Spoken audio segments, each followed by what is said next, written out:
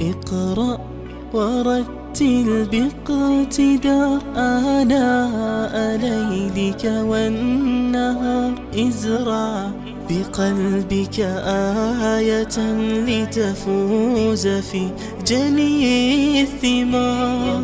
طب حياتك إنها بالذكر زاهية المنى. قوم لسانك مبحرا معنا على تاج الوقار.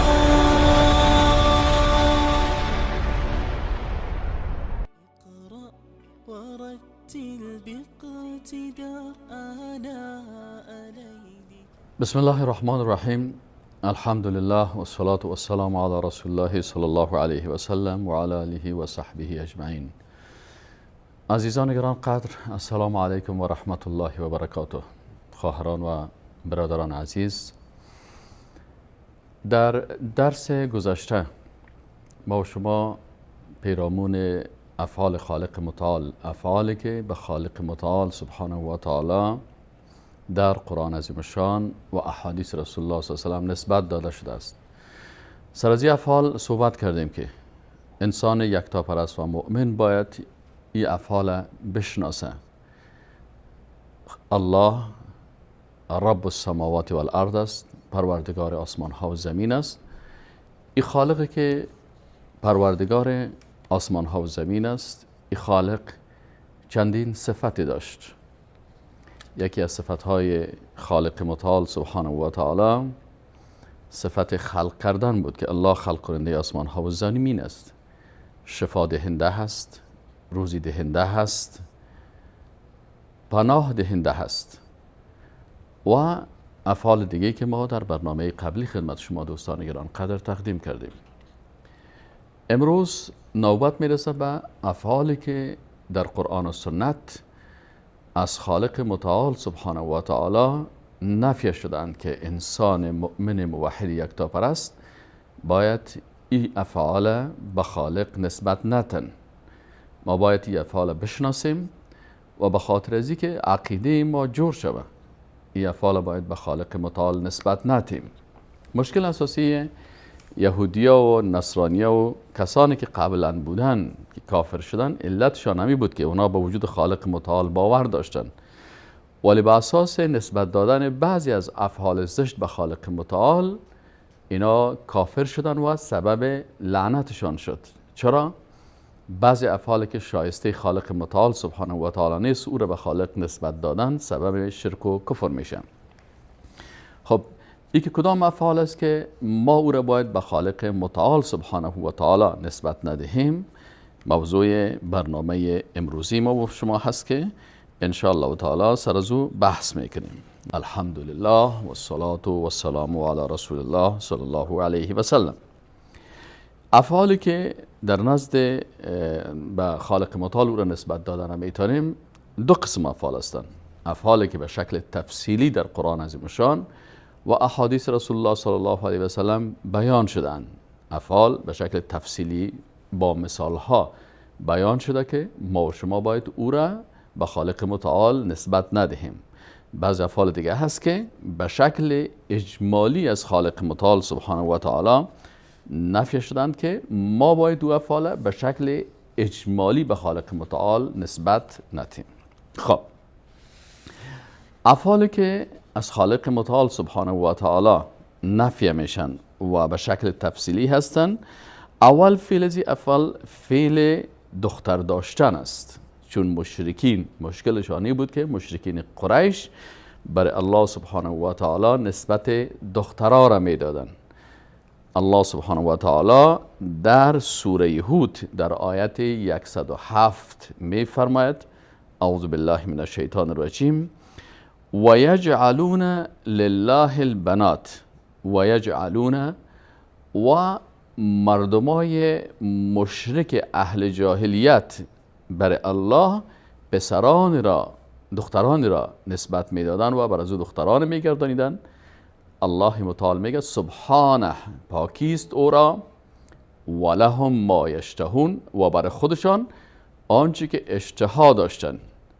و اذا بشر احدهم بالانثى، وقتی برای خود از اینا بشارت داده میشد که خانه شما دختری تولد شده، ظل وجهه مسودا، باز روی از او سیاه میگشت، و هو کظیم، در حالی که بسیار در حالت غضب بود.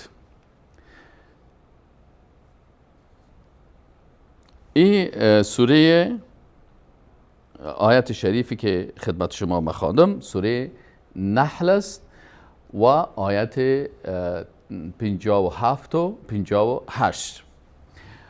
حالا شما خوب دقت بکنین که مردم عصر جاهلیت دختر برای خود علاقه نداشتن، ولی به اساس بیادبی که میکردن به خالق متعال سبحانه و تعالی نسبت دختر میدادن. بناهن خالق متعال سبحانه و تعالی ایره از خود نفی کردن و ما مسلمان هایی که مسلمان های موحد و یکتا پرست هستیم، ما باید به خالق متعال سبحانه و تعالی نسبت دختر ندیم، به خاطر از که دختر داشتن صفت مخلوق است و صفت مخلوق به خالق نسبت دادن یا فعل مخلوق به خالق نسبت دادن بیادبی به خالق متعال است و این سبب کفر و ارتداد و بیدینی میشه. فعل دیگه که ما او را نمیتونیم به خالق متعال نسبت بدیم فعل پسر داشتن است. الله سبحانه و تعالی از داشتن پسر بی نیاز است، نیازی به پسر نداره و پسری را به دنیا یا فرزندی را به دنیا ناورده است. یهود و نصارا با وجود از اینکه ادعای ایمان میکردن به خاطر همین بی‌ادبی مشرک شدن و کافر شدن، به خاطر از اینکه به خالق متعال اونا نسبت پسر یا دختر دادن، مثل که وقالت الیهود عزیر ابن الله وقالت النصارى المسیح ابن الله. اینا کلشان به خاطر بیدینی و گمراهی این کار کردن. دین مقدس اسلام که اساس عقیده مسلمان ها را از قرآن و سنت میگیره، برای مسلمان ها ادب کامل در این راستا نشان میده. ما مسلمان ها با اساس ادب که با خالق متعال دادیم چیز را به خالق متعال نسبت نمیدهیم که به جلال و عظمت خالق متعال شایسته نباشه. سومین فعل که فعل نفی شریک داشتن است که الله سبحانه و تعالی شریک از خود نفی میکنه و قل الحمد لله. الله سبحانه و تعالی در سوره اسراء آیت 111 می فرماید که وقل و بگو ای رسول الله صلی الله علیه و سلم الحمد لله، حمد و ثنا و صفت خاص بر الله است، الذی او ذاتی که لم یتخذ نگرفته است ولدا کدام فرزنده، ولم یکن له شریک فی الملک و نیست برای او شریک در مالکیتش، ولم یکن له ولی من الذل و کبره تکبیرا. پس در این آیت شریف الله سبحانه و تعالی برای ما و مسلمانا، برای کسانی که میخواین عقیده توحید قرآنی داشته باشند و مطابق منهج قرآن و سنت عقیده خود آراسته بسازند تا در روز قیامت در جمله موحدین و یکتاپرستا حشر شوند، الله سبحانه و تعالی همین خطاب برشان میگه که شما او ذات را حمد و ثنا و صفت بگویین که او ذات فرزندی نگرفته و در مالکیت از او شریک نیست. چهارمین فعلی که او را باید از الله سبحانه و تعالی به شکل تفصیلی نفی کنیم و مثال از او در قرآن عظیم الشان آمده هست، نفی خسته شدن و خواب کردن است. مقدمات خواب که ما او را پینگی یا خستگی میگیم قبل از خواب و یا خود خواب. الله سبحانه و تعالی در سوره بقره آیت 255 می فرمایند اعوذ بالله من الشیطان الرجیم بسم الله الرحمن الرحیم الله لا اله الا هو الحی القیوم. الله لا اله، نیست هیچ کسی مستحق این که ذاتش عبادت شود و شریعت و قانونش تطبیق شود الا مگر هو، او که الله هست. الحی زنده حقیقی است، القیوم قائم و نگهدار کائنات است. لا تأخذه نمیگیرد او را سنة مقدمات خواب ولا نوم و نه هم خواب. به این اساس ما مسلمان ها عقیده توحید قرآنی امی هست که ما مسلمان ها مطابق امی آیت قرآن عقیده داریم که خالق متعال سبحانه و تعالی ذات قوی هست، ذات با عظمت است، زنده حقیقی هست. بناهن خواب و مقدمات خواب اشیایی است که عاجزی و بیچارگی مخلوق نشان میده و وقتی ما و شما میبینیم که یک مخلوق مسکین بیچاره که خسته میشه، من مخلوق وقتی خسته میشم یک شب خواب نمیکنم، به فردای از او مرا مقدمات خواب میگیرن، میخوایم بیدار باشم ولی بالای من خواب میه.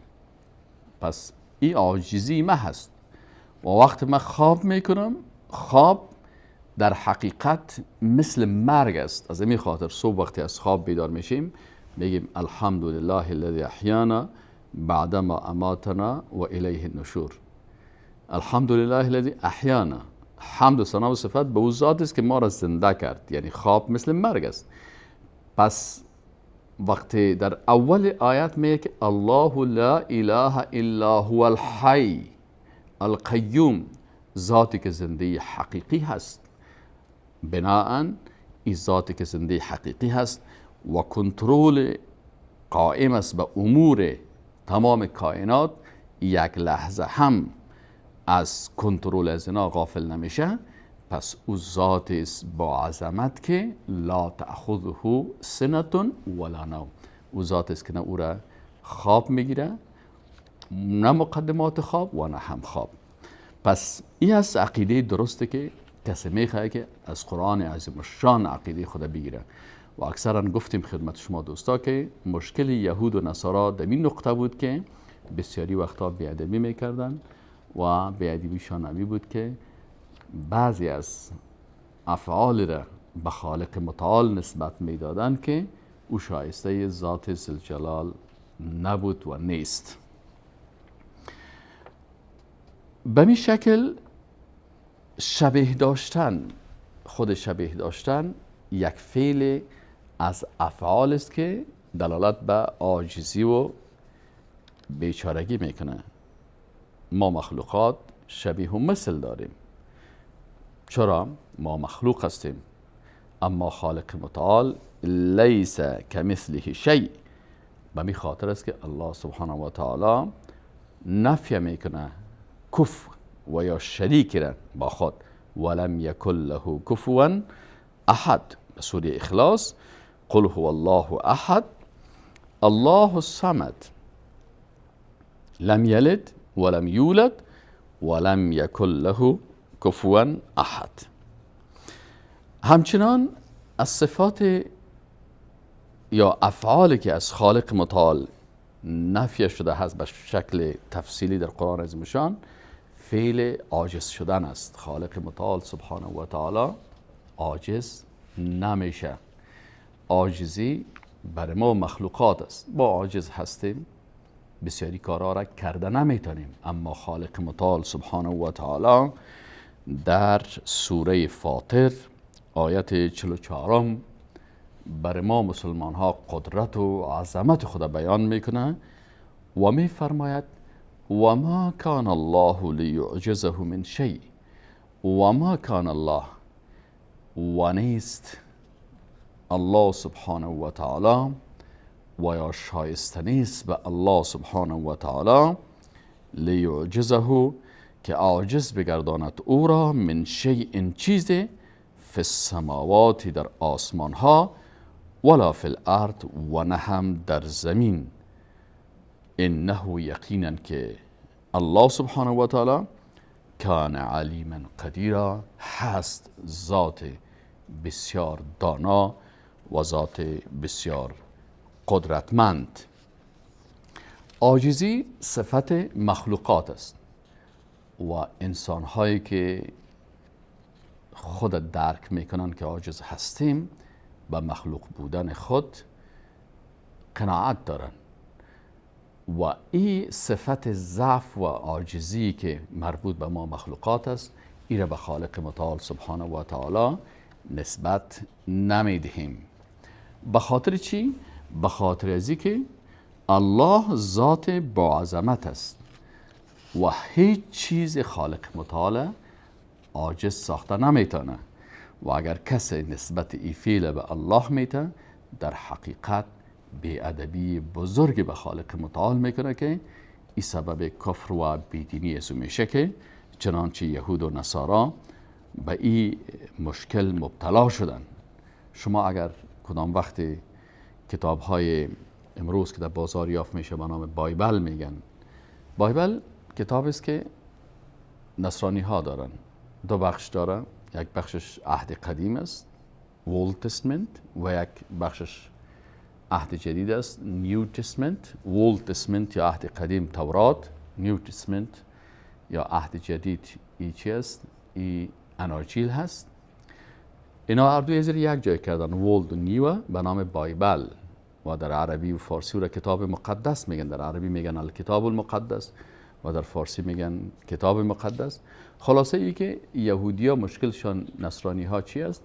که در این کتاب آنچه که یهودی ها تحریف کردن و آنچه که خود نصرانی ها تحریف کردن در بین از این کتاب است و مشکل ازی است که افعال را به خالق متعال نسبت میدن که این افعال مخصوص مخلوقات است و حتی بر مخلوقات بسیار زشت است و این است که به خاطر این عمل اینا به کفر و شرک مبتلا شدن. دیگه از جمله صفاتی که به الله سبحانه و تعالی باید نسبت داده نشود ثقیل بودن حفظ کردن یا سخت بودن حفظ کائنات. الله سبحانه و تعالی در آیت 255 سوره بقره می فرماید که وسع کرسیه السماوات والارض ولا یؤوده حفظهما. ولا یؤوده حفظهما یعنی برای او گران نیست حفظ آسمان ها و زمین و هو العلی العظیم و الله ذات عالی مرتبه و ذات با عظمت است. وقتی ما مسلمان ها عقیده داریم که الله سبحانه و تعالی ذات علی هست، العلی العظیم، مقام عالی داره و ذات با عظمت است، امی علت است که ما مسلمان ها عقیده داریم که خالق ما در کنترل و حفظ آسمان ها و زمین کدام مشکلی بر از او پیدا نمیشه زیرا خالق با عظمت ذوالجلال است. و کسانی که نسبت عاجزی را به خالق میتن ای در حقیقت بی‌ادبی در مقابل خالق متعال است. از جمله صفات دیگه صفت نفی صفت ظلم هست. الله سبحانه و تعالی در قرآن عظیم الشان این فعل از خود نفی کرده. در سوره کهف در آیت 49 الله سبحانه و تعالی می فرماید ولا یظلم ربک احدا. ولا یظلم و ظلم نمی کند ربک پروردگار تو احدا هیچ یکی را. پس الله سبحانه و تعالی هیچ وقت ظلم بالای مخلوقات نمی کنه چون ذات عادل است، بر هر کس مطابق اعمال خودش پاداش و یا جزا میده. ولا یظلم ربک احدا. بناء ما مسلمان ها به اساس این احکامی که در قرآن عظیم الشان هست و همچنان افعال دیگی که ذکر شده به شکل مختصر خدمتتان عرض میکنم. نفی خستگی، مثل که یهودی‌ها ادعا کردن که العیاذ بالله خالق متعال خسته شد. در سوره قاف آیت 38. در سوره قاف آیت 38 وقتی یهودیان به الله نسبت دادن که الله العیاذ بالله آسمان ها و زمین وقت خلق کرد در روز هفتمی خسته شد و استراحت کرد، الله سبحانه و تعالی نفی این صفت ضعف از ذات متعال خود بیان کرد و فرمود و ما مسنا من لغوب، و برای ما کدام خستگی رخ نداده هست. و به این شکل است که این افعال است که ما این را باید به شکل تفصیلی از الله نفی بکنیم. بعضی از افعال دیگه هست که چون الله سمیع است، برعکس سمع الله بصیر است، برعکس بصر، بناء هر صفت که به عظمت الله سبحانه و تعالی دلالت میکنه بناء برعکس از او که دلالت به عاجزی و ضعف میکنه، این به شکل تفصیلی تمام از اونا به شکل اجمالی از خالق متعال نفی میشه که انسان مسلمان عقیده شمی باید باشه و امی عقیده را می داشته باشه مطابق کتاب الله و سنت رسول الله صلی الله علیه و سلم که آنچه که برای خالق متعال شایسته نیست او را به شکل اجمالی از خالق متعال نفی میکنه بدون از اینکه هر کدام از این را نام گرفته شود. چرا اگر ما بعضی افعال به شکل تفصیلی نفی میکنیم، خود اینمی تفصیل از اینکه است یک نوع بیادبی است. من براتون یک مثال میگم، مثال کوچکشی است. مثلا شما یک انسان است، برای این انسان بگین که فلان شخص عالم است، دانشمند است و عاقل است. بنابراین ضرور نیست که برای او بگین که این شخص دیوانه نیست، این شخص لوده نیست، این شخص فلانی نیست، این شخص فلانی نیست. امی که شما گفتین که عالم است و عاقل است، بنابراین این شخص امی کفایت میکنه. تفصیل نفی ازی در مقابل مخلوقات بیادبی است، پس برای خالق متعال هم ما در کل افعال منفی را به شکل تفصیلی، مثل که بعضی از متکلمین و بعضی مردمای گمراهی را تفصیلی بیان میکنن از دیدگاه عقیده اسلامی، از دیدگاه عقیده قرآن و سنت، این به خالق متعال شایسته نیست. به این خاطر ما آنچه را که الله خودش در قرآن عظیم شان و رسولش در احادیث مبارک چی کردن، تفصیل دادن، او را تفصیل میتیم و آنچه که اجمالا از خالق متعال نفی میشه به مشکل اجمالی او را نفی میکنیم تا ای که نهایت ادب با خالق متعال حفظ داشته باشیم و به این شکل عقیده خود حفظ بکنیم. این بود برنامه امروزی شما دوستان عزیز و گرانقدر. تا برنامه بعدی که باز هم در خدمت شما قرار خواهیم گرفت، شما را به خالق یکتا میسپاریم و السلام علیکم و رحمت الله و برکاته. اقرأ ورتل باقتدار آناء ليلك والنهار ازرع بقلبك آية لتفوز في جني الثمار. طب حياتك إنها بالذكر زاهية المنى. قوم لسانك مبحرا معنا على تاج الوقار. اقرأ ورتل باقتدار آناء ليلك والنهار ازرع بقلبك آية لتفوز في جني الثمار.